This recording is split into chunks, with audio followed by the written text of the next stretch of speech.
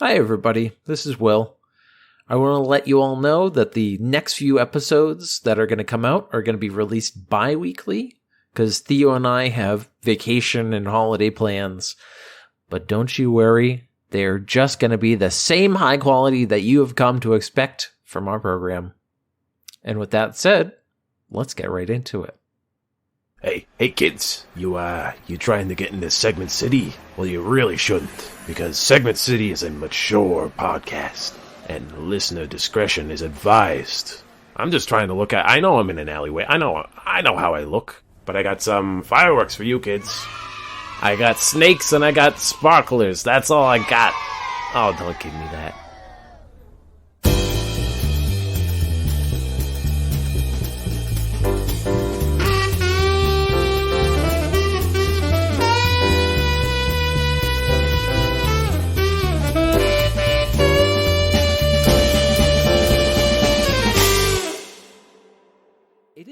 Fascinating, Theo, how much media consumes itself. It is an Ouroboros, a snake eating its own tail. Because I consume two pieces. I have consumed 2 pieces of media, and that's what I'm basing this thought off of. Okay, because I'm almost at the end of Batman's Long Halloween, which is a great graphic novel series. I'm actually really into it. It is the moment that you see non-Two-Faced Harvey Dent, you go, that motherfucker's becoming Harvey Dent. There's no, he's becoming Two-Faced in the plot of this. And going through it, because I also was watching Batman, the animated series. I recently had the heat on at my house, turn off on the coldest day of the year. And so I was just kind of huddled and watching different Batman media. And I watched the origin of Two-Face, and I'm like, this is literally the same exact plot. And then, the amount of Batman plots that have stolen just the plot of Long Halloween is crazy. Because I think they've had stuff from it in The Batman. They had the, Falcone bullshit. They had it in The Dark Knight. They had it in, but multiple things. And I also, because it is, in our time, still the holiday season, I was watching Home Alone 2. Nice, classic pick. I've never seen Home Alone 2. I've only seen Home Alone 1. I love Home Alone 1. Great movie. You know there's a Home Alone 3, right? You know this. I'm not going to watch it because I've heard nothing good. It's a gem from my childhood. It totally holds up. That is nothing. Having not seen it in 20 years. I was about to say there's not a thing. People only talk about the Macaulay Culkin ones, which I think is just 1 and 2. Yep. I am literally 50%. It's a 2-hour movie. I am an hour in. You stopped after an hour. I had to go to sleep. Lost in New York. Night. You were like, enough. I'm done. I said, I'm going to be found in my bed. Isn't the Lost in New York one? It's the one he stays in the penthouse hotel and he sees Donald Trump, right? Yeah, and it's Tim Curry is the concierge. Right, and who is the other actor? He's not David Spade. Who's the fuck? He was the I'm not going to know this. male gigolo. Okay. Anyway, but he's like a concierge butler guy too. But it is the same plot structure. They do the same base things, even having the same movie, the fake movie in both, where he does a bit of playing the movie to get the character to be like, hey, reach for the sky. And then other people think it's a real character, and then it starts firing the Tommy gun, and so they run away. Drive him. You started off with this by saying that media consumes itself, but you've picked comics, which are notorious for just repeating storylines. That as a medium, that is pretty much nail on the head. Yes, there's a lot of innovation, but of course there are some staple storylines that they retell over and over. Oh, if Annie was here, she would start tearing into you because there's nothing more passionate that she gets about than Batman. And she would go, the mythology of Batman, and start just ripping your arms off. But there's the fact that, because there are a few, I agree that there's a few big Batman comics. That are, because people take Dark Knight Rises all the time. Or Dark Knight Returns? Yeah, Dark Knight Returns is the comic book, and then Dark Knight Rises is the movie that came out. And Bane breaking Batman's back and stuff. There's key moments, but it's also you don't have to keep doing Agreed. those same moments. Agreed. You don't have to keep doing the same. There's so many other comics. There's a lot of other comics. This is literal. But then your thing kind of breaks down where it's a sequel to the movie. No, but I'm saying then the second one is that like children's movies, children just delight by seeing the same thing. So like, a children's movie is just like, they're going to do the same thing again. If it was similar, I would have no problem with it. It is beat for beat the same movie, including I think I could probably get the time code of when the Wet Bandits show up in the original movie and when they show up in this, and it's probably around the same time code. I want to bring your memory back to when Star Wars 7 came out, and we were like, wait a minute, this is just A New Hope. That's fine again. because it was decades. This is just it was decades. It wasn't the same exact actor who looks the exact same age because they probably just said, this one was good, get it rolling. Like, let's get the second one out there. But anyway, that's, you know what? These are the arguments, the tiffs, the raised voices that you get on Segment City. Our podcast that we're talking to you from right now. My name's Will Kane, and God damn it, am I home alone again? Ugh. And I'm Theo Sapakos, and this is my origin story, but you've heard it before, but we're going to do it again, slightly different. Will's going to break my back, and stay tuned. Your name's Three Face. What's that? Neapolitan Face. I got three flavors. I got one in each side, and then I got one on the top. I'm five There's face. an odd number, so fifth face is kind of having a bad time. It's on top. I'm balding, but it's on top. It's uncovering very slowly. That's the worst. Okay, horror movie idea. Instead of Harry Potter and the Sorcerer's Stone, where it's on the back of his head, it's going to be on top of the head. It's going to be on top of the head this time. It's going to migrate, but it's going to be multiple faces, and they're going to have different personalities. And one of them's absolutely going to be the fat face, and it's going to be like, "How about we're going to burger?" And everyone goes, "Not now, fat face." No, fat face. Come on. And then it's like Three Stooges. But I didn't even describe what the podcast is. This is a podcast in which Theo and I, we dumpster dive our way through the internet and we get all those good comedy morsels for you all to listen into and package them into segments such as this one, which is instead of a Will Stupid Thought, I'm gonna bring you something a little bit different. I'm gonna call this Will's Try This On for Size. What's that mean? This means I found a post on a website, and it had. I just kind of want your thoughts about this. Okay. And maybe we could see if this will affect our lives, because this is. I'm just going to go right into it. This is from a user named Arcane Loquence. Things you can say in response to literally anything when you have nothing else to say. All right. Yeah, I'm ready for this. This is the conversation equivalent of mashed potato. Of just of bland mashed potato. Like, this is just adding nothing. Like, I thought you were going to say that this is cream of corn. This is nothing. This is absolutely nothing. I thought you were going to say this is like literally those YouTube channels that's like charisma and command. Like, it's literally telling you, say these words and it'll be to fill any silence. You've read How to Make Friends and Influence People. Now welcome to How to Bore People and Get Out of Conversations. How to tread water. How to tread water. How to remain completely neutral. Yeah. These are not neutral statements, by the way. These are absolutely not neutral. We haven't even gotten into them. The first one, starting off strong. As the prophecy foretold. No, see, that's too controversial. That's too weird. You can't drop that. People are like, this guy's a fucking weirdo. That doesn't. But I'm going to use it in the context of a sentence. All right. So you go. I'm like, hey, how'd your weekend go?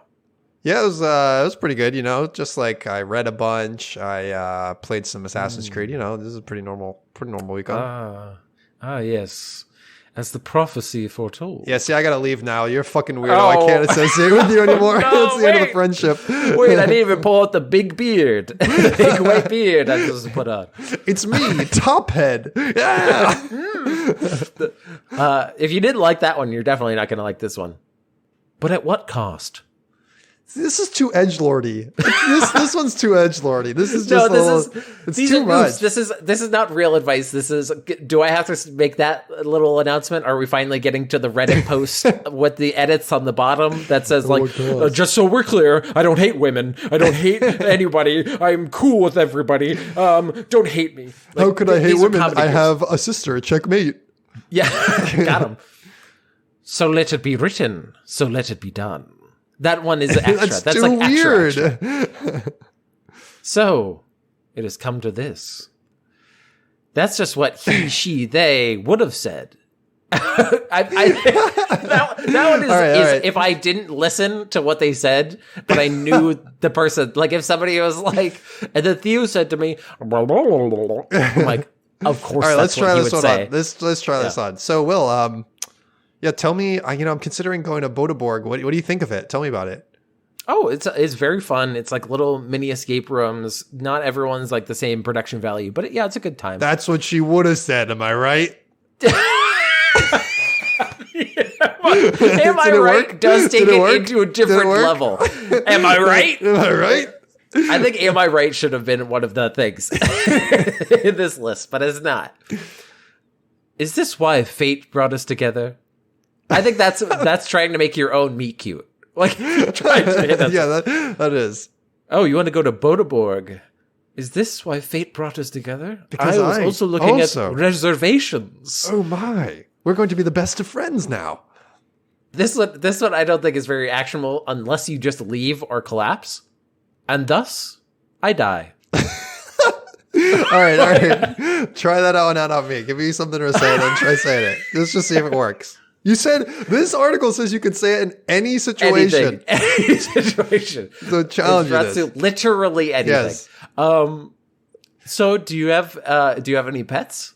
No, not right now. I had a dog when I was growing up, but at the moment I don't have any pets. I figure I travel a lot, so it'd be hard to take care of it. And thus, I die. And then he leans back. Will's got a reclinable chair and just went fully horizontal. I did a little piece of physical comedy just for you. That was a good bit. This one's just like in my dream. You didn't have dogs in your dream, in my dream either. In my dream. Oh, just like my dream. Be that as it may, still may it be as it may be. One of us tells only truths, and one of us is a fucko. One of us says very confusing things all the time. There is no escape from destiny. Well, I was supposed to go to Bodeborg and kill my brother there. But now you're bringing me there, and I must kill him. I've never wanted to go to Bodeborg, but destiny is set. Fate is sealed. I must bring Bodeborg. me my halberd. I shall kill him thus. Bring me my bike helmet. I shall bike there, for I do not have any funds on my Charlie card. Wise words by wise men write wise deeds in wise pen. No, you shut up. I got no time for you. That seems like that's a little limerick for you, I guess. This one I think you could use in your real life. This is the only one that I think is in this economy. Yeah, see, that's the one everyone whips that one out. Everyone's got that in their back pocket. Anytime someone mentions the price, dancing in this economy, in the price of something. So anytime there's a mention of price in this economy, I don't think so. It's tough out there, and it's also tough out there because of the last bullet point on this. ... And then the wolves came. No, that's too provocative. You don't get to. You have to. Then everybody in the conversation. You're at a dinner party. You're at a little mixer. Yeah. There's passing out hors d'oeuvres. You're dressed up. You're trying to impress. No, you sound too much like a book character, like Oscar Wilde. Fucking. Well, so I was coming home from work the other day, and I got home, and it was raining, and I had to take off my shoes so I didn't track in the mud. And then the wolves came. Okay, I think it's supposed to be at least it's not raining. Like, I think it's supposed to be that, but I don't know if it actually... Wait. Because I was going to say your thing, I could absolutely use some of these for what you said, because there's no escape from destiny. When you say you get home late from work, hey, there's no escape from destiny. That's what she would have said, about the muddy shoes, something. Okay, I'm done with this bit. You know what? I'm not done with what bit I'm not done with? Your next bit that you're going to do multiple in your segment, which is the next segment. My next end of year, because we're approaching the end of the year here in real time. Yeah. But I think by the time this comes out, it's going to be right on the cusp of the new year. I've started this year writing down every book, TV show, movie, and game I have played this year. I'm not going to list them all out, but I will go through each category and tell you my top 3 in no particular order picks for each category, because I thought it was kind of a fun exercise to look back at, here's all the things I absorbed, I consumed, and think about it a little bit. So I tried doing that. I get a month in and then I forget. See, the thing is, I journal before bed, and so it's a really easy way for me to just oh, right, I started this new book today. Let me just go stick it in the back of the journal. I'm really bad at journaling, so I will not. I haven't seen this list, so if there's anything I haven't dealt with, I'm just gonna go. Okay, probably books. Probably books is where you're books is gonna be. So we'll go books first. I read 8 books this year. I'm not a particularly fast reader. I'm a consistent reader, but I'm not fast. So 8 books. That's still a lot for normal people. So in no particular order, top 3. Blake Crouch wrote Upgrade. I really like it. It's set in a future where basically the climate apocalypse has semi-happened. People are still alive. They're still in the earth, but the earth is very drastically changed. And the concept of the book is that this guy is the son of a supremely knowledgeable geneticist who has come up with an upgrade for humanity. You can basically inject yourself and you become what is it? Bigger, faster, stronger. Yeah, you become faster, you become smarter. You can, that movie where you can use 100% of your brain or whatever. It's like that. Oh, Limitless. Yeah. Limitless. So it's kind of like Limitless. Bradley Cooper. But it's very cool. It's a very good book. I like Blake Crouch. He's written other stuff that I like. He wrote, shoot, it's going to come to me. I will make my little point.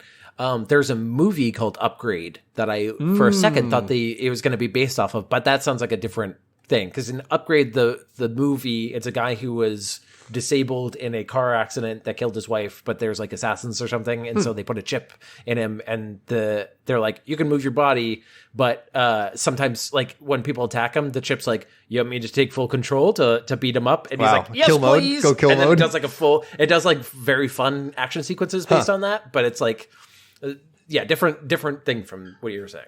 Blake Crouch also wrote Recursion, which I really like. If you're into science fiction, read Recursion. It's about sort of time and memory and being able to change the past. It's very cool. You can't say that and not make me think that it's a computer science book. It's not a computer science book, but it's very computer sciencey. It has to do with time, recursion, and going back to old. Yeah. Next book, Killers of the Flower Moon, famously had a movie come out this year. The book is phenomenal and has even more detail than the 3.5-hour movie. I think it's a fantastic read. Covers the Native American tribe out in Oklahoma that struck it rich with oil in the early 1900s and the fallout when they were systematically murdered.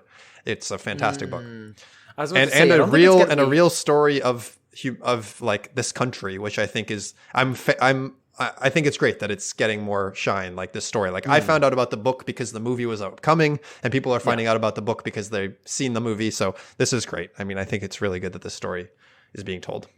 It's similar to the Tulsa riots in Watchmen, where people were like, "What? That's real history, though." Also this story takes place in Oklahoma, and then Tulsa is also in Oklahoma. So dark, shadowy, not great. Yeah, super not great history. And then the last book that really stuck with me this year, Children of Dune, the 3rd book in the Dune series. You have to kind of get through the second book. The second book really dips. It's not great. But I mean, the whole conceit of the second book is the first book is the hero's journey. This guy goes from being prince to oh my gosh, he's Jesus reincarnated and he's going to save everybody. And then he goes off and he does save everybody. And then the second book is really twists that and puts it on its head and is turns out actually the hero's journey is all BS and there are no heroes. Here's a story about basically the fall of him and how everything he stood for is kind of a lie. And then the third book is like the reckoning. It's literally his children. And it's like the reckoning of that. And there's a lot of politicking. And I think it really picks back up. Like if you can get through the second book, the third book is phenomenal, even maybe better than the first book. And if you're into Dune, the first book, I highly just recommend like read the second and third one, man. It's so good. I have heard that for Dune, that it gets so in the weeds in the later ones. And it becomes like, about deconstructing the base plot and like that there's no gods and heroes. Is it what for the second book? It sounds like the thing that you like from the third book is that the narrative picks back up. Is it the second book very like Matrix 2, where you just get onto a park bench and you're just talking about philosophy and you're like, what the fuck are we doing? Right. Yeah. Like, the second one is very. It's a lot about the politics of the world and like the different factions within the world and how they're maneuvering. But it's all kind of like you're kind of like watching it all without it really moving very quickly. And it's very like in its own world. And I understand that the author, Frank Herbert, like he wanted to like build the world and he wanted to like have this like less narrative driven kind of plot universe, happen. Yeah. And have more just like slower pace characters, like in their children, like in Star Wars. So, right. And the thing is like, you can't just skip the second book because there are significant characters introduced. So like, you can't just skip them. So anyways, still phenomenal book. All right. TV shows. I said 20 shows. When I say that, I mean like either between a few episodes and all of the seasons. Like I'm counting both. Like I watched 3 episodes, that counts as one, and I watched 4 seasons, that also counts as one. So like for instance, I watched all of Succession, and that I'm counting that as one. So that's multiple. It's a big one. Number one show I want to call out is Physical 100. I think I've talked about it on this podcast. It's the Korean reality show where they collect the 100 most fit people in South Korea and make them compete. It's so good. More people need to watch this show. It's so good. These people are so heartwarming, and yet they're like so buff. And they introduce them by one at a time coming into the room, and you're like, by God, that's the most fit man I've ever seen in my life. They can't get buffer than this. They can't get buffer than that. And I said, wow, that's a buff man. He's even buffer. This man And then a new guy walks in, and you're like, by Jesus, it's more buffness. That's more muscles on a man. Holy moly. And then they go like, yeah, my family has been in tough times. My mother has super cancer, so that's been rough. And then the first challenge, it's like, all right, go on the monkey bars over this bit of goo, and then they immediately on the first one like fall in, and they're like tough shit. Oh man. But every time someone gets out there like, this has really inspired me to go home and work out more, and you're like, oh my God, wrong takeaway, but love it. No, I get it. Somebody who exercises regularly, I get it. Yeah. Going to the gym is always a measuring stick of yourself. Second show is The Bear. Enough has been said about The Bear. It's the show about a family who is running a restaurant in Philadelphia. It's very good. It's well done. Cooking show. Third one is Jury Duty. Did you watch Jury Duty? Because you need to watch Jury Duty. Here's the thing. I saw the ending of Jury Duty. You watched just the ending? I didn't. Okay, you're phrasing that like I myself sat down and said, interesting. What's this on Amazon? And went to the last fucking episode and said, I think this will be okay. Point taken. Yeah. No, my cousin who adopted 2 children and then had a child, like then got pregnant because they were 3 like newborns. Wow. Like that's a lot at the same time. And so she was like, that was the show that she watched to decompress, and so I watched like the ending of it because I went and visited them. You should still watch it. It's so good. The plot here is that everybody else are actors. They brought a regular guy to jury duty. One guy.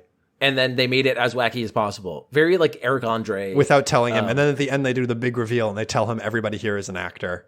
Yeah, I saw that part where they're like going through every, and I'm like, this would be great if I knew all these characters. Yeah, I really love I think that might be my favorite show of the year. I think it's just like so off the wall, and the twists and turns, and the guy that they pick, like it seems like a kind of a nasty premise where you pull the sheet back, and he's like, wait a second, this has all been mean, but it's not, and he is such a sweetheart that it makes it all work. Like they've cast the exact right person who wouldn't take it personally and could just kind of roll with anything.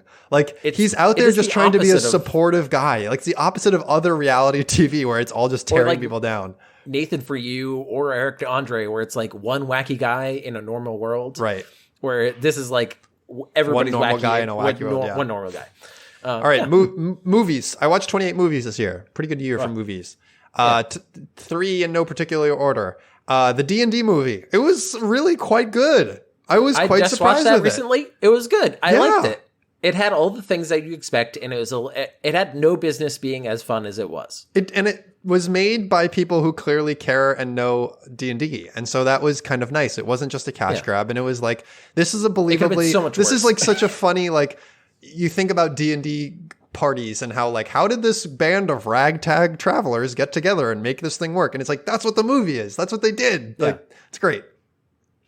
Number 2, Blazing Saddles. I had never seen Blazing Saddles before this year. So good. I mean, come on. It's so good. This is the equivalent of when Donkey goes, Super Mario Brothers 2. Still Listen, I'm just saying, this is the list of things I consumed this year. They did not necessarily come out this year. No, that movie's from the fucking like 70s. It's so good. It is so good. It's probably one of my favorite movies. It's definitely up there because it's just so funny, and there's so many fucking lines that are so good. It's king of one-liners, Gene Wilder. Like all of them. Like all of them in the movie are just zinging one-liners at each other. It's so good. Even the like now kind of crass and puerile farting bit around with the beans, but it works because it's just like that's just one joke in a suite of other hilarious things. He's like, I think my dad told me he brought my grandpa or somebody with them to watch it, and they were dying laughing at that scene. Like, could you imagine being in the theater for that? Oh my God, so good.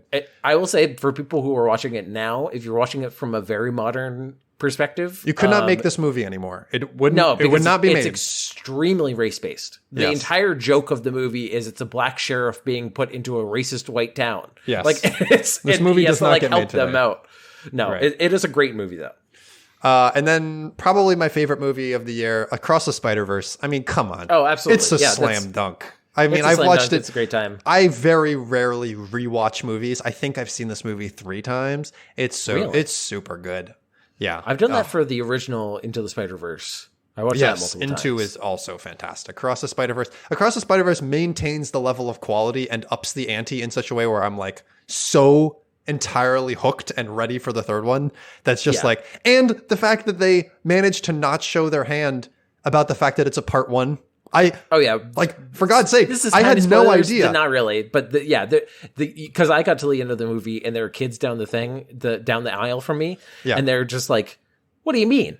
What do you mean it's the end?" Like they were, because I was gearing up because you're like third act, baby, and then it's like act. Boom, and you're like, well, you check your watch and it's like third act. You're like, wait, but it's been in 2 hours and 20 minutes. Like, yeah, okay, this movie is over. That's a full you're movie, right. yeah, and you go, oh, right, but it flies by. It hooks like you, it's man. so good, so good. All right, final category, games. I played 23 games this year.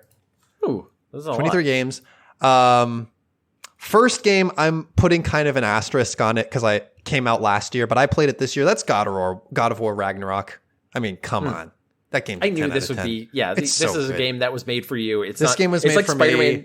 It's like Spider-Man 2, where it's like you feel like this before you even fucking buy it. Yeah, and they just nail the execution of the characters they build up. They make the world feel so good, and they really actually, like, in a God of War game, I wouldn't have expected to care about these side characters nearly as much as I did. And you really, I mean, all of the different angles. They had the guy who was in The West Wing playing Odin. I forget his name, but he was phenomenal. Like, he's so good. And just like seeing how conniving he is. It's so good. Like, hey everybody, Will again. Just wanted to say, spoiler alert for God of War Ragnarok. Theo kind of goes out on a limb here and starts spoiling things such as character deaths and other plot points. So I thought I would pop in and say, if you have not played God of War Ragnarok, much like me, you might not want to hear these things. So just pop over, 30 seconds or so, and then the spoilers should be done. I'll give you a few extra seconds in case you're listening to this while, I don't know, washing dishes and your hands are all soapy and you're reaching for your phone. You're trying to fumble with it to not get those spoilers, but then you get them anyway. So I'm giving you this last little bit of time, and now back into the program. Heimdall being a little prick the whole time, and then you get to kill him. Oh, so good. I mean, come on. But the whole thing being Kratos during that fight being like, I don't want to kill you. Like, this is not my thing anymore. I don't go around killing gods. But if you make me, because you're going to kill my son, I'm going to come kill you. And Heimdall's like, well, I'm a little bitch boy, so I'm going to try to kill your son. And Kratos is like, then you've sealed your own fate, my dude. Oh, all right, so whoever's good. editing this, can you go back like 15 seconds and put in a spoiler word? Because you just spoiled that boss fight and who you kill. Like, one of the Pantheon. When I get a PS5, I'll play it. I have not bought a PS5. You'll have forgotten what I just said by then. You'll forget. And also, like, Kratos killing gods, like, he's got a war. It's like his whole thing. Yeah. Next game, Final Fantasy 16. Hey, this is my first Final Fantasy game ever. I've never played a Final Fantasy game before this. I really liked it. You got on the floor where it's an action game. It's not I know it's not as far from a Final Fantasy game as they have gotten, I think. I know, but the world that they built is really cool. Like, the equivalent being in Game of Thrones, dragons are the nuclear option. And in Final Fantasy 16, they have these huge monsters, one per nation, and they're the nuclear option. And it's kind of a cool idea.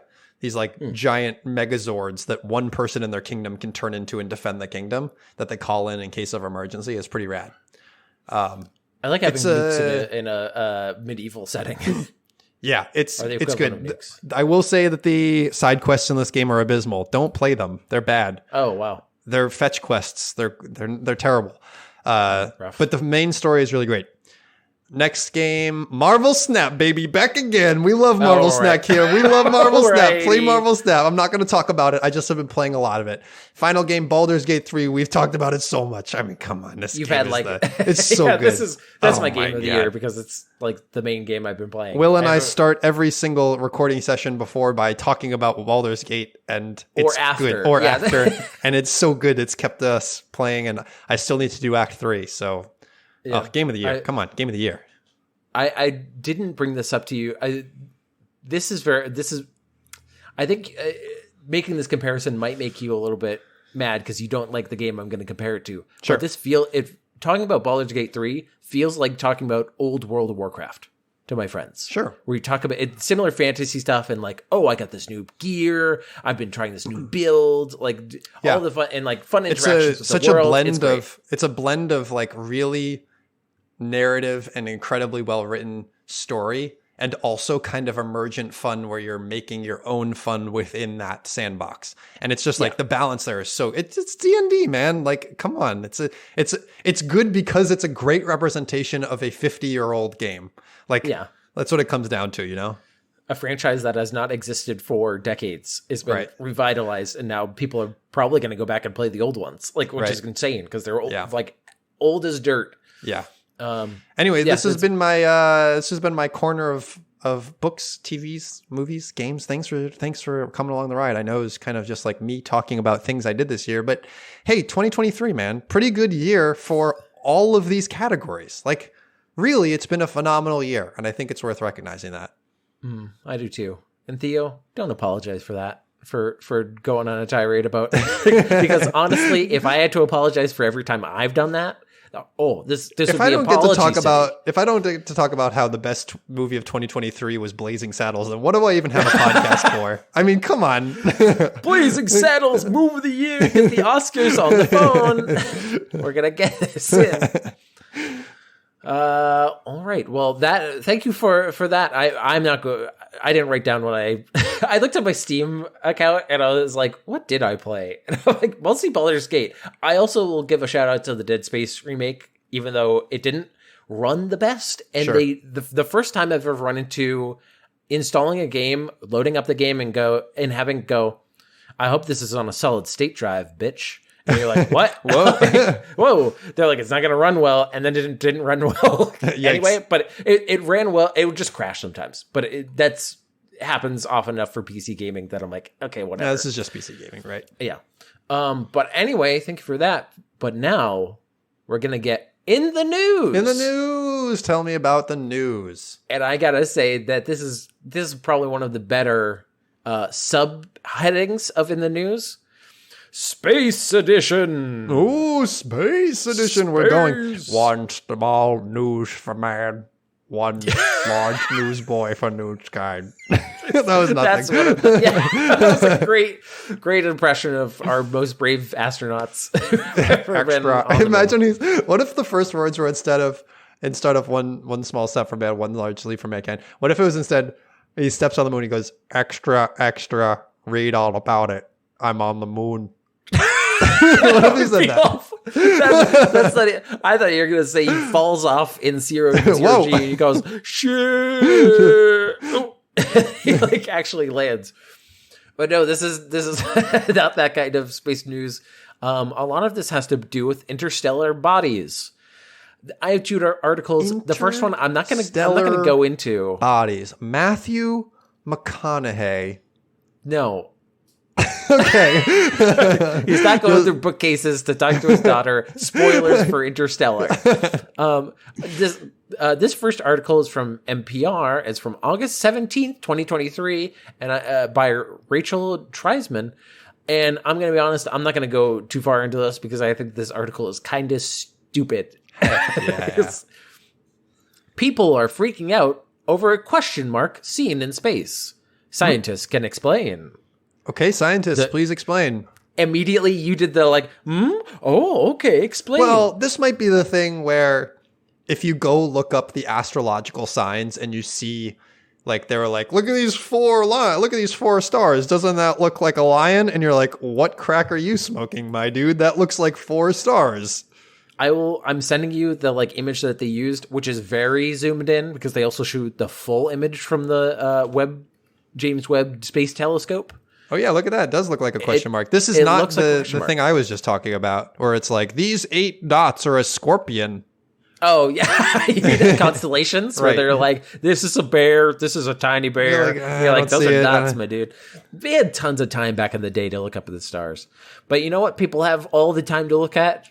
People's stupid ass X posts. They're fucking Twitter posts because they always, what is with articles now and being like, let's go to the hoi polloi, the fucking mouth breathers of the world. Let's go to Twitter. Like, let's see what they have to say to enlighten us with. Because the quote from Twitter, the aliens know we found them and now they're just messing with us. And they also said one Reddit user wrote, like, that's nothing. That's man on the street said. Yeah. The explanation basically is that it's to, one second. Quote, it looks like a group or a chance alignment of 2 or 3 galaxies, NOSC ESA communication program officer said over email. Quote, the upper part of the question mark looks like a distorted spiral galaxy, maybe merging with a second galaxy. And that's what another person says. It's probably just 2 galaxies merging. All right, which they say is cool. Common. It's common astrophysical phenomenon, but we still don't have it on a lot of cameras because we haven't had cameras for a while. Well, we haven't had cameras this good for a while. Yeah. I did want to bring this up also because of the science PR talk. Sure. That I found fascinating. Where they're talking to the dum-dums. Yeah, it's all about projection, Garcia Marin explains. This question mark shape figure perfectly exemplifies projection effects when looking at the sky, she adds. When we measure in a 2D image of a universe that is filled with objects spanning time and space, we see the projection. So it's basically like explaining that you're seeing a 2D image of a 3D space. Which is so basic to think about, but it's like, if you looked at it from a different angle, it wouldn't look like a question mark. Yeah, no shit. Do you imagine if enough galaxies were lined up? I mean, there are infinite stars and infinite galaxies. And so if you find some section of the night sky where you make a constellation that says like, what's up? It's the aliens, baby. You're like, look at that. That's a constellation that says, what's up? It's the aliens, baby. You see that? This, I found the quote that I was looking for. And Marcina Gracia Marin, a web project scientist, told NPR in an email, the question mark is, quote, a great example of how, with web, no matter what you're looking at, you have surprises in the background. Thanks, web. That's taking any photo. That's enough. You know, when you take a photo at the beach and then you zoom into your far left and there's a man eating a hot dog, and that's a surprise for you to find in the background. You know what I just learned today? When you take a picture of a person, it also has like the stuff around them. It's not just like a perfect cutout of that person. Insane. And she also has at least one theory for why it's resonating so much with people. Quote, I think we all enjoy finding familiar shapes in the sky. That creates a deep connection between our human experience and language, in this case, a question mark, and the beauty of the universe surrounding us. Garcia Marin writes, I think it exemplifies the human need for exploration and wonder, and to me it brings the question of how many other interesting objects are out there waiting to be explored with Webb, said a scientist for the fucking Webb telescope, saying, give me money, we need money for this telescope. They're like dancing around the real explanation. It's not for exploration and wonder, it's because people see human stuff. It's the same reason why we see human faces. Yeah, in a lot of things. It's pattern matching. And we go, that's a question mark. I mean, it's still kind of fun to see and be like, haha, look, that's a fun shape. Yeah, it's a cute thing. But the fact that it was a multi-paragraph article is the part that I think is fascinating. Yeah. But this is a cheeky article. This is a very cheeky article. I'm getting this from IGN. Which I think this is the first time that we ever gotten an the Imagine Games Network. Come on, let's get it. I didn't even know what the I for IGN. Really? Imagine Games Network. Games Network. That's what it stands for. Wow, that's okay. And this came out August 5th, 2022, so it came out last year. French physicist, beautiful Proxima Centauri photo turns out to be a piece of chorizo. Hell yeah, let's go. Chorizo in space. Oh, the Venn diagram of chorizo in space is this one photograph. I love it. I'm going to send you a picture. The evidence, I'm going to say, Exhibit A. That you can see why people think it was Proxima Centauri. I guess, right? But it does look a lot like chorizo. It looks a lot like a piece of meat. It is red with like orange bits. Mainly, like, that's what it looks like. Yeah, it looks like a planet, like a. It's a circular. It's a black circle. Form. It's a circle in black space, and it got like it's a cross cut of meat, so it looks like it's mostly red, and it's got sort of swirls of white and different oranges. The main thing that gets me is if you look at it. If you look at the edge of it, it's not perfectly round, and so for me, that's like, I don't know if people would focus on that necessarily. I think people have seen enough. It's too shiny. I've seen enough like different versions of the sun where it's like, oh, let's see the sunspots and things like that. Where I'm like, no, I get it. I get it. I get this one. I see it. Earlier this week, French physicist Etienne Klein, Dr. Klein, I'm just going to call him Dr. Klein, seemed to post a photo of Proxima Centauri, the closest known star to our own, located some 4.2 light years away. It's Proxima Salami, closest to my mouth. The photo was gorgeous and quickly amassed thousands of likes. There was just one problem. The photo was actually just a bit of chorizo. As translated by IGN, Klein originally posted the photo with the caption, closest photo to Proxima Centauri, the star that's closest to the sun, located 4.2 light years away from us. It was taken by the James Webb Space Telescope, another W, or in this case an L. This level of detail, a new world is revealed day after day. He's a French guy, so he's like, a new level of detail. When you pair it with a nice brie and you put it with wine. A new world is revealed day after day. It quickly emerged that the photo was fake. One scientist's practical joke. Quote, well, when it's time for the aperitif, cognitive biases seem to have a field day, so watch out for them. Klein tweeted, this is the most pretentious Frenchman. He should get a absolute pedestal in Paris for the most for the condescending Frenchman. Yes. Yeah, oh my God. Saying aperitif in a fucking scientific tweet? I can't believe it. That's your punchline to your good joke about chorizo? That's what the best you got? Quote, According to the contemporary cosmology, no objects belonging to Spanish charcuterie exist anywhere but on Earth. He then warned against online misinformation. Quote, when seeing certain comments, I feel an obligation to specify the tweet showing an alleged snapshot of Proxima Centauri was a form of amusement. After this, we have to beware of arguments from authority as much as the spontaneous eloquence of certain images, aka even when people are official, they can still spread misinformation. This, I'm going to say, is on purpose, though. Yeah. It feels weirder. It's bad when the scientists are doing the misinformation. I think we've reached a new threshold. I understand what he's doing. He is doing it in the most French, pretentious way he possibly could. If Klein wanted to draw attention to misinformation, then mission accomplished. The tweet was reported in several major publications worldwide and continues to circulate online. Thankfully, there are plenty of actual photos from the James Webb Space Telescope, which was successfully deployed on the January 24th. And it just goes over its mission, which is to get pictures. So anyway, this feels like, because there's the myth that spiders climb into your mouth.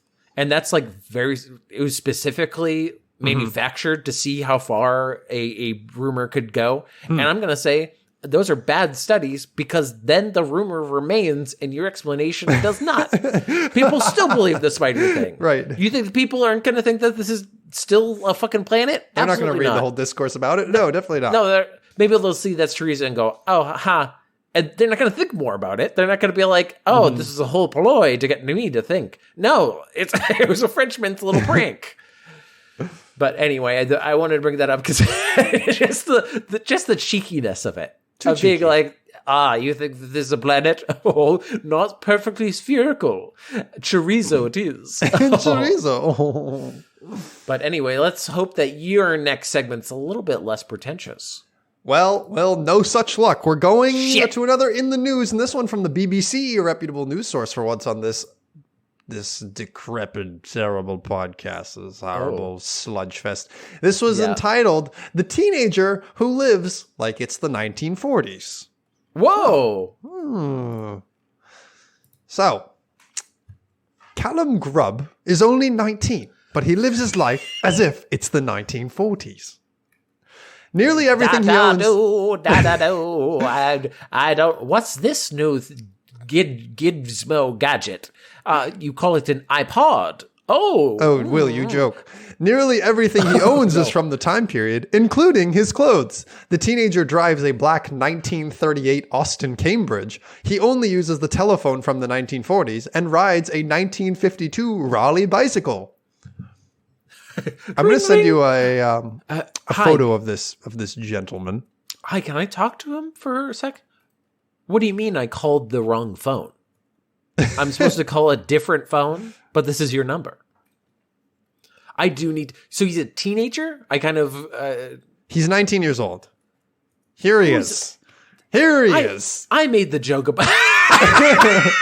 Here he is. There he is. He drives a car that was manufactured in 1938, Will. This is incredible because I don't think there's ever been a bigger age gap from a car to the fucking baby man that is driving it. He is a big baby man. Yeah. So, I joked to my friend that it's gone beyond an obsession, he says. I'm as old-fashioned as they come. Callum's car is 10 years older than his grandmother, Anne, who he has lived with at her home in Kirkcaldy, Fife, since he was 12. And while 75-year-old Anne regularly uses a mobile phone, her grandson does not even own one.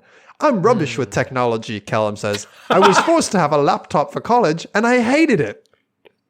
Yeah, because you're living a life where you're tapping on a you're typewriter. Living a sham, brother. I have been living under this rock for so long that, what is that? The sun? Fuck that. Also, I hate it. Of all the decades you could pick to live in, the 1940s is not great, my dude. It's not a great time in the world in the 1940s.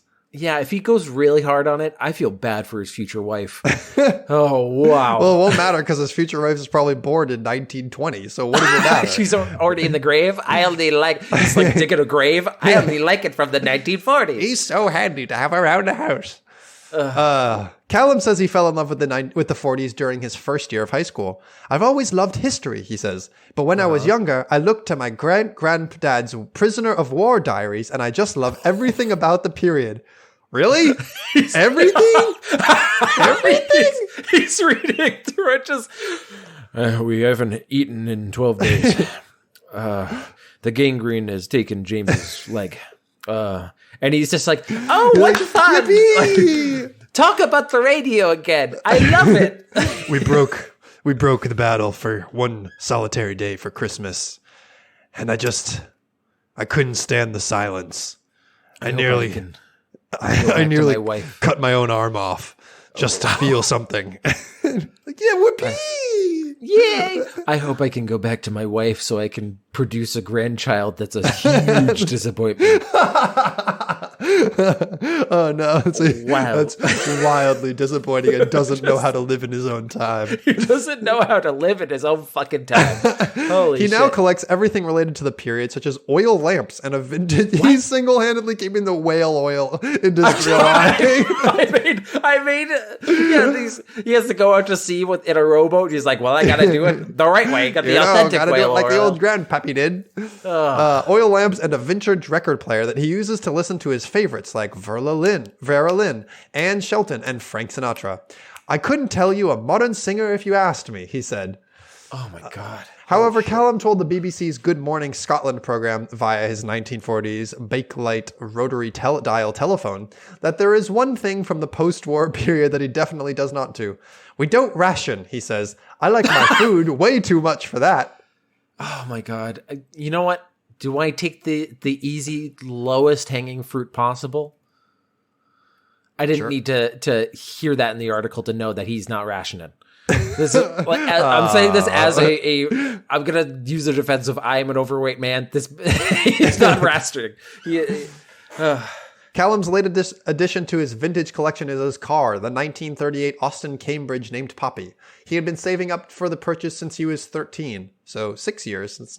I guess that's a third of his life, but still. That was going to be a huge question of mine of where's he bankrolling this as a 19-year-old? It's expensive to live in the 1940s. He's going to live in modern times. An old-timey cabbie. He's going to start driving around like an Uber, but he's going to be late all the time and he can't merge onto the highway because his car tops out at 35 miles an hour. Oh, sorry. It's just fucking exploding at this.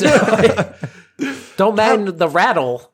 Callum just came and told me I want an old Austin, his mum Claire says. I didn't think it would ever happen. He bought the car for nearly £7,000 in early November from a man he met while visiting a museum. My boy, you can't write this shit. It just happens, all right? Oh no. He has the original invoice showing the car cost £215 in 1938, the equivalent of about £18,000 today. It is not illegal to drive a classic car without seatbelts, and Callum has driven his nearly every day since he got it. It's like you are back in time, especially when you get into the old country roads, he says. The unpaved country roads. The car survived the Blitz in London, but it can only reach 50 miles per hour, and even that is pushing it, Callum laughs. It's great to drive. There's always a clear road ahead, but behind a sea of traffic. Oh my God. You're causing traffic, my man. You've just admitted it yourself. He's a cartoon character. He's literally a cartoon character. He even looks like the character who's like, I'll pay you Tuesday for a hamburger today. He looks like him, and imagine him just smiling, that big dumb smile as he's going 50 miles per hour, and the British people behind him going, fucking go! Go! Callum is regularly seen around Kirkcaldy in his car and has become a local celebrity. He was even invited by a local bakery to park his car outside the front of their store for a grand opening. People of all ages wave at the car, young and old alike, Callum says, but he regularly takes the car further afield than Kirkcaldy. We love to run along the coast in the old car, my friend Lindsay and I, he says. I usually stop at the antique shops along the way because it can be hard to get some of my clothes. My gran dreads me coming home because she knows I'll end up bringing some back with me. And they're all smelly things from the 40s. From the 40s. From what a time to be alive. The 1940s. And I'm going to say that the girl who's only a friend and has friend zoned him. Man. Callum says people used to be shocked when he said he did not have a mobile phone. I keep very busy, I assure you, he says. He spends a lot of time with his car, maintaining and servicing it, even though it does not require an MOT or road tax like all cars manufactured more than 40 years ago. When Callum isn't with his car, he's out with friends or working at the local dog kennels. He says he has friends of all ages, although he admits he shares more in common with people much older than him. I always get to chat to the older people. They tell me they remember their dad or granddad with the car when they were my age, he says. And he says, yes, and I was there too. I am immortal. I've always been here. This is my favorite time to be alive because I get to pretend that I was out of place in all the other times. This is a photo of me and my best friends. And it's a photo from the ending of The Shining. It's just him like with his arms out like da-da-da. Callum's Gran Ann Walker says her house has become the epicenter for Callum's collections. I wake up to a picture of Winston Churchill and an old vintage car, she says. Callum has lived at his grand's house since he was 12 after his granddad John suddenly passed away. He's kept her company ever since. I've learned more about history from Callum than I've ever known, said 75-year-old. I've lived 75 years, more history than the 10-year period that he enjoys, and also the 19 years of his life. But you know what? I don't know shit. His first words were Betty Boop, and we knew from that day forward that he was really a product of his time. Oh, wow. We always watch old films together. He's in love with Ginger Rogers, Anne says. Callum's mom, Claire, is a nursery officer at Fife Council and says she has been supportive of his decision. His decision? What do you mean his decision? His life decision. To apply for AARP membership? What do you mean? It's for living this whole life. For being, you know what, just kind of just being that guy. He is that guy, TM. Some part of me doesn't blame him for looking at the modern world and going, I think I'll just skip to retirement. Yeah. I think I'll just fast forward. Now that you mention it, yeah. I can't really blame him for that. Callum went on a school trip when he was about 12 and came back with an old-fashioned hat on, she says. I thought it was funny, and I just asked him, where did you find this? He said, that's the way I want to dress. That's going to be me. Ever since then, that's just been Callum, his mum says. Claire says that Callum is doing great, and she's watched him blossom into a 1940s gentleman. Callum says he can't understand other people's fascination with his collection. You never think that you're that interesting, he says. This is just my life. Callum... No. This is, hi, I'm going to do a big sign on myself that says, look at me in my car. Yes. We'll get to this at the end because I got a lot of thoughts about this. But I'm going to say, this seems a right moment to say, you can make whatever decisions you like. Be yourself. I fully support that. Be yourself. Absolutely. I love that this is the truth that he is going with. Right. The way people react to you is not up to you.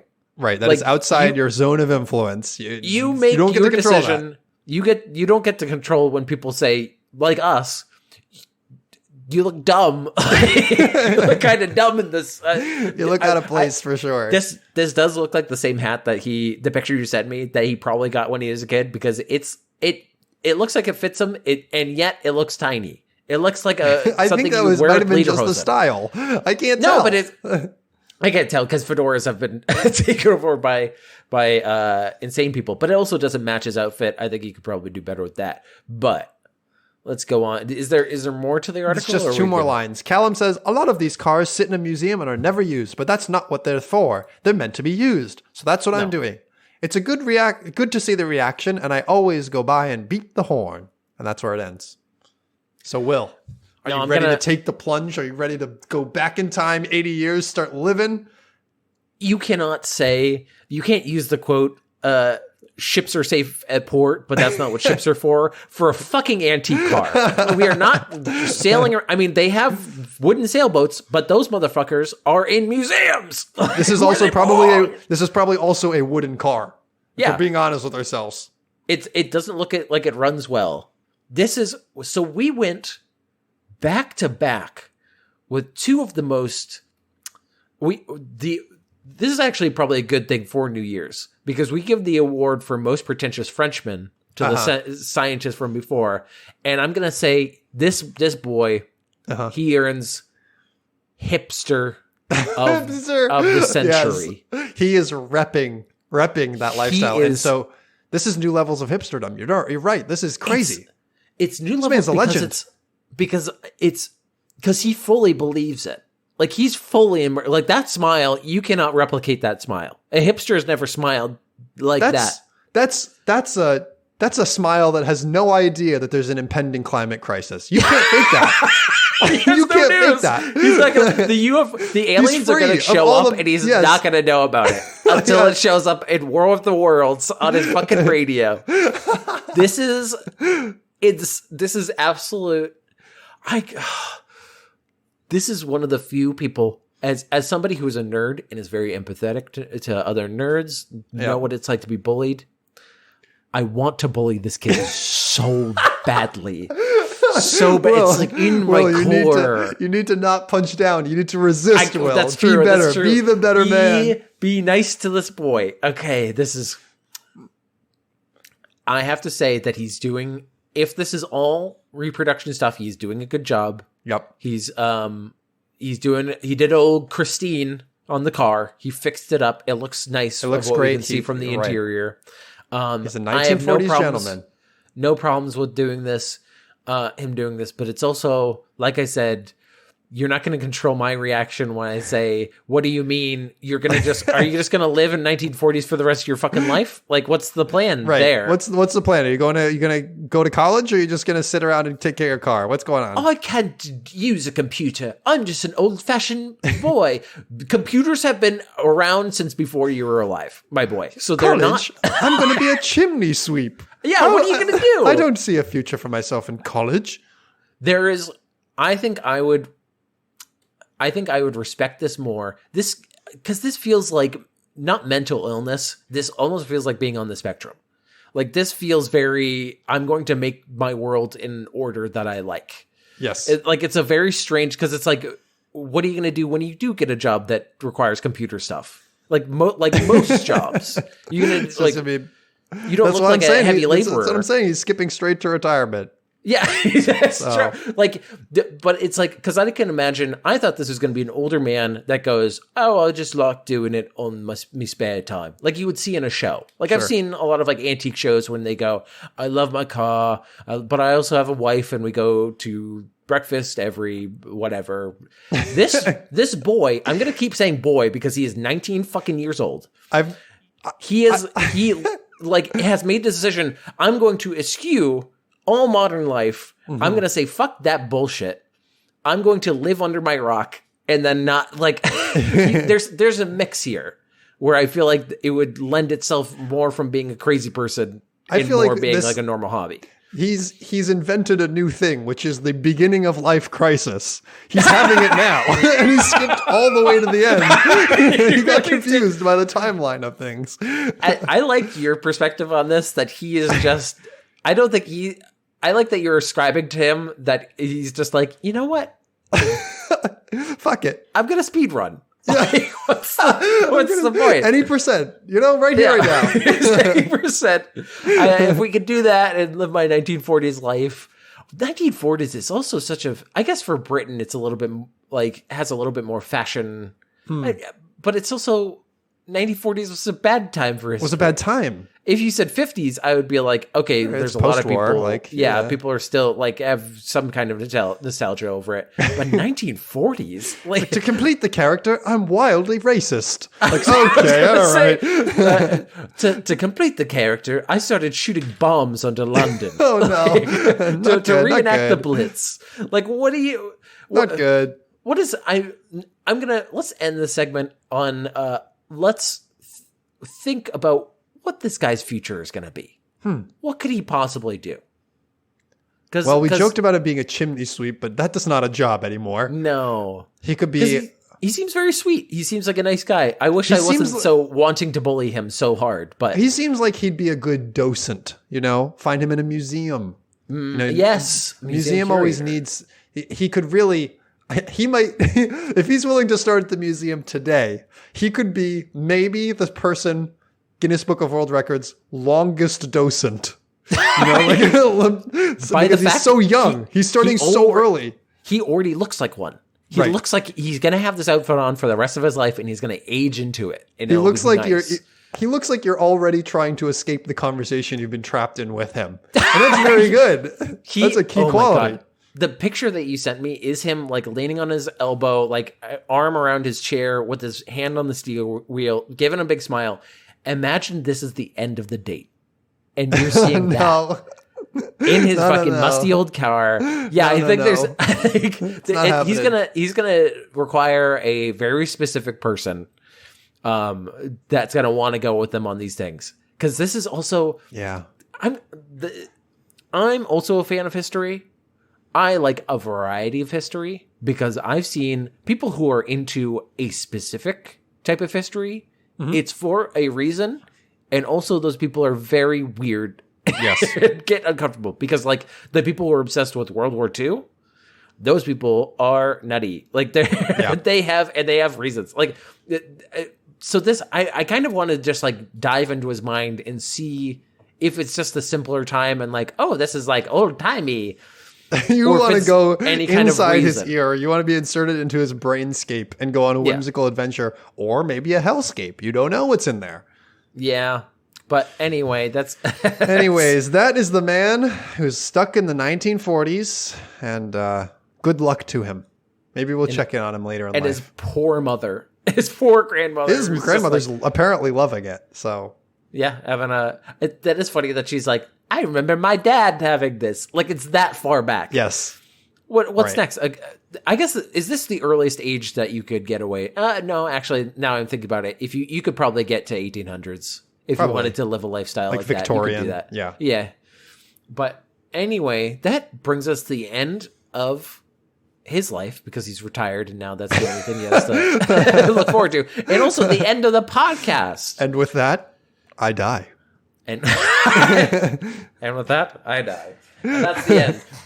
No, but thank you, everybody, for listening to this episode of the podcast. We always love when people enjoy the podcast and love when we see people's ratings and reviews on their podcast network of choice, whether it's Spotify, iTunes, Stitcher, what have you. If you have any segments that you want to send to us, send it to segmentcitypodcast@gmail.com. Hit up our Twitter, Segment City, or YouTube, Segment City, and we have to give a big thank you to somebody in particular. That'll be a thank you to Rachel Robeson. She does our intro music, and she has music that you can find everywhere. Keep a lookout. Hot new drops incoming. You never know when they're going to hit. So keep checking back. And some say that she's living in the 1490s. She's stuck at the time Christopher Columbus just went to discover the new world. She's stuck in it. She can't wait to hear back. Is that right? She can't wait to hear back what's happening. Yeah, she'll hear about Pins America and be absolutely just She's going to be thrilled. What do you mean this is not called Columbia? What do you mean there's a different country called Columbia? Yeah, you know what? Actually, scratch that. She's going to be pissed. Yeah, she's gonna be pissed you always say some people say when you're the only person. I guess is one person. It counts. Some people. Some people, am I right? But now we're gonna see how some people have unusual deaths. Oh, this is from the Wikipedia article, list of unusual deaths in this last segment. This is Thomas Otway, who died the 14th of April, 1685. And this is the most ironic. Okay, this is I'm ready. Very ironic. The English dramatist fell on hard times and was suffering from poverty in his later years and was driven by starvation to beg for food. A gentleman who recognized him gave him a guinea, which is like coin, with which he hastened to a baker's shop, purchased a roll, and choked to death on the first mouthful. Oh, God. On the first mouthful. He's so done for. No. That's rough. Brutal. But you know what's not rough? The end of the podcast. I was waiting for you to say something. We could have ended it right there and it probably would have worked. Yeah. Go eat a roll. Don't choke. Don't choke. And Little come bites. back next time so you can tell us how the roll was. You can be talking to us. We'll ask you next time. We'll wait. We'll wait. It's funny because if you just kind of yell into the air, we hear it. Sometimes we hear it. Yeah. That's what I do with this microphone, and then you hear it. So that's but how that it's works. hooked up to a whole computer, a and whole then we thing. like upload it instead of What's a computer? magic. I've never heard of that. I Okay, only get back know to about the 1940s. phonograph. I hope you get blitzed.